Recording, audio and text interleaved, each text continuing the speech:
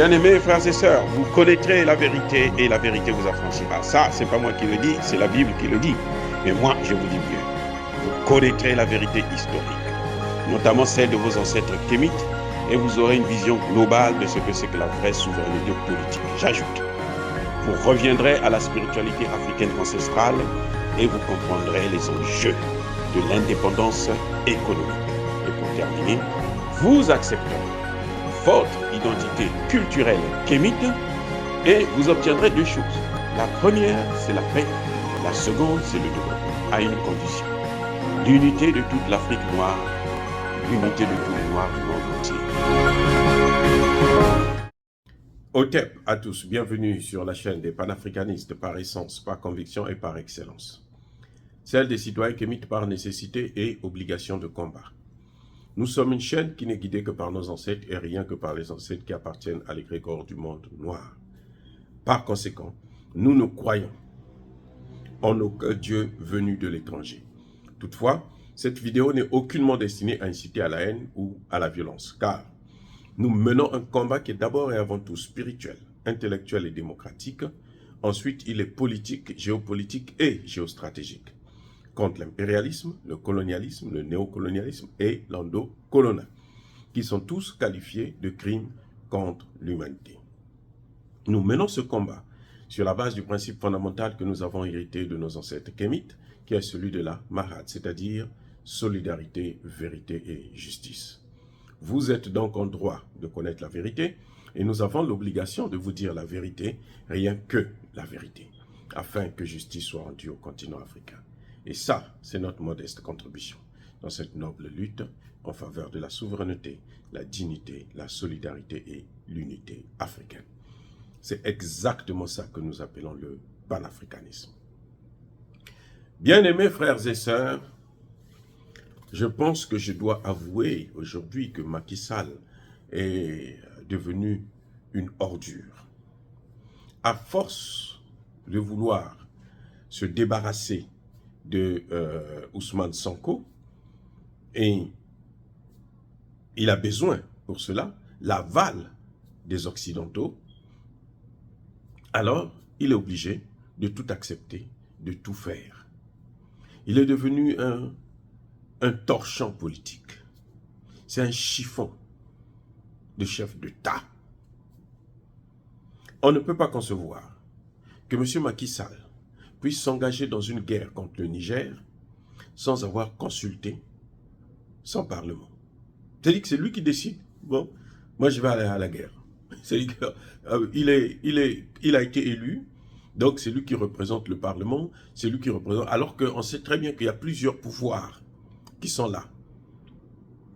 Et à la rigueur, même le Conseil constitutionnel, pour savoir si l'engagement d'aller en guerre est juridiquement possible, si ça respecte les normes de la Constitution d'abord du Sénégal, mais aussi les traités internationaux, notamment la charte de l'Organisation des Nations Unies. Vous voyez, c'est tellement minable de voir des choses pareilles. Et là, nous voyons les parlementaires sénégalais qui, décident, qui disent que non, ils ne sont pas d'accord.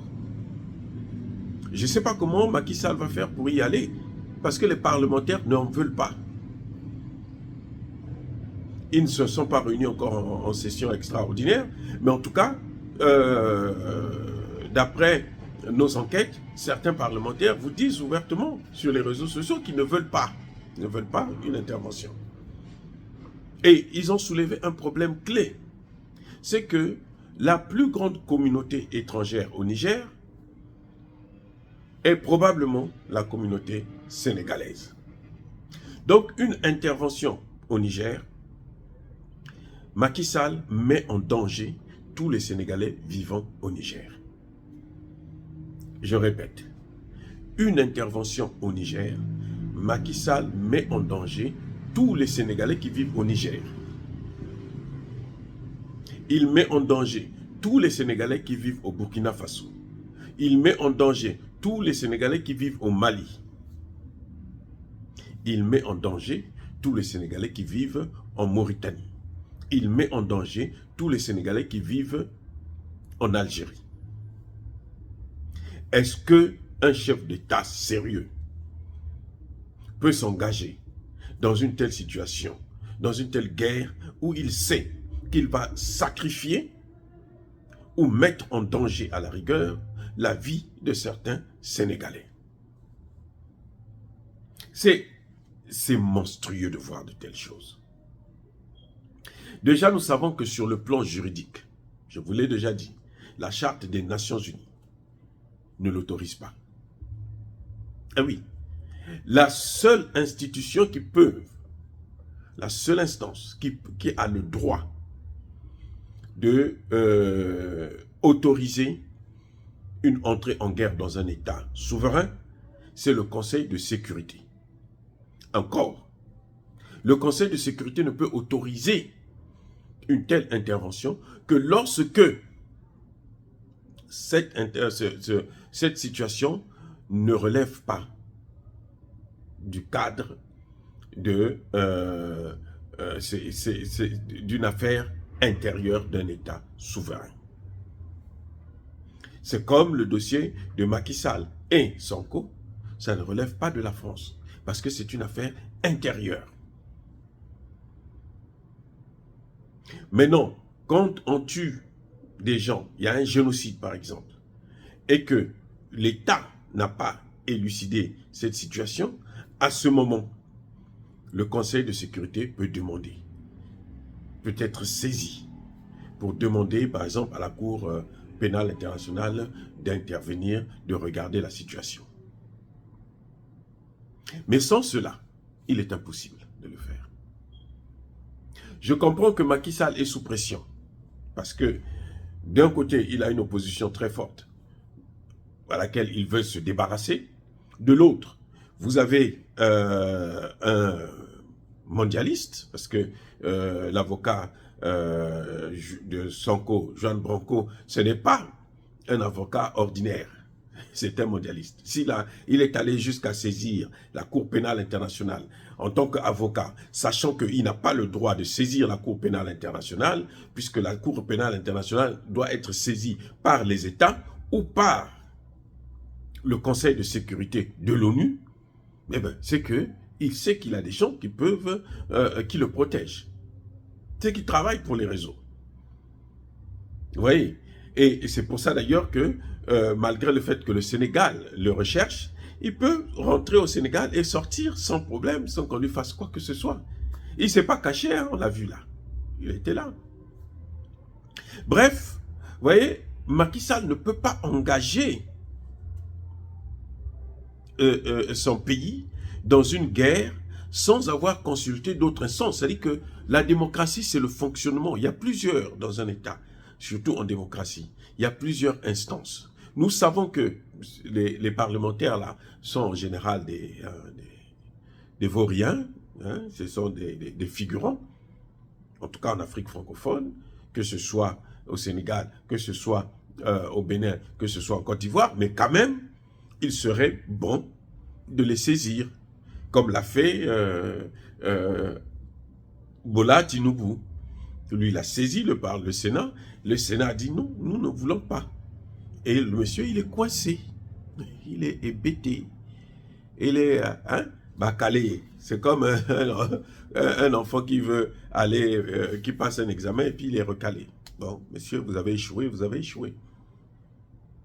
Voilà. Donc, M. Macky Sall ne peut pas continuer à se comporter comme ça.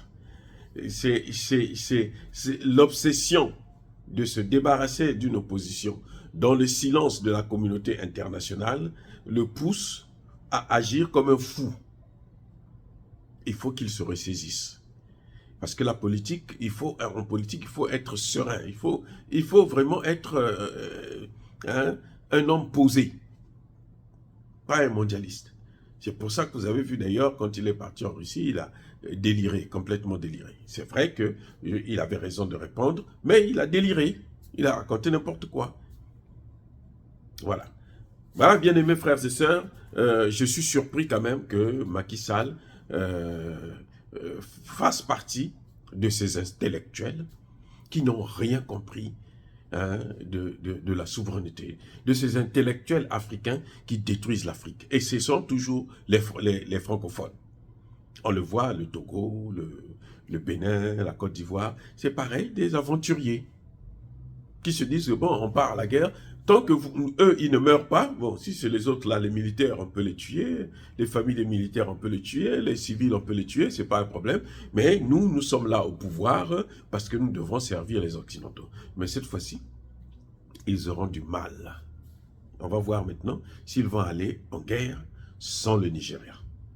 Puisque le Nigeria n'étant pas en guerre, le Nigeria ne peut pas autoriser à des armées étrangères de partir de son territoire pour attaquer un autre pays. Donc, le seul pays qui peut l'autoriser, ça va être soit le Togo ou le Bénin, ou les deux en même temps. Puisque l'Algérie ne l'autorisera pas, la Mauritanie, le Mali, le Burkina Faso, ils ne vont pas autoriser. La Libye aussi. Voilà. Donc, on ne sait pas comment ils vont faire. Et si ça part du Bénin ou du Togo, ces deux petits pays-là, ben, écoutez, le Mali et le Burkina Faso vont faire la fête. Et puisqu'ils ont le soutien de Poutine. Eux, ils ont les Occidentaux, mais eux, ils ont le Poutine. Et on va voir qu'est-ce qui va se passer. Dire cela, bien aimés frères et sœurs, c'est inciter à la haine ou à la violence, non. Yaba colère Yamalem. Encore une fois de plus, bien aimés frères et sœurs, soyez bénis, abondamment bénis par le Dieu des Kémites et par nos ancêtres angélisés. Mais que tous ceux qui persécutent le continent africain, qui le déstabilisent et le pillent, qu'ils soient noirs, blancs, chinois, arabes, indiens ou qui qu'ils soient punis, maudits, foudroyés, neutralisés, effacés, écrasés par ce Dieu des Kémites et par nos ancêtres angélisés. Vive l'Afrique éternelle. J'ai dit et j'assume.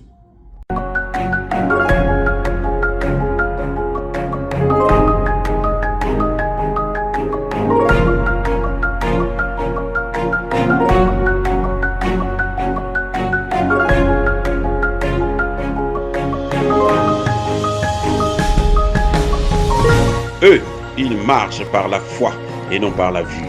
Mais moi, je vous conseille vivement de marcher par la connaissance scientifique et historique, notamment celle de nos ancêtres kémites, par les cinq sens et par l'intelligence. À vous, Abia.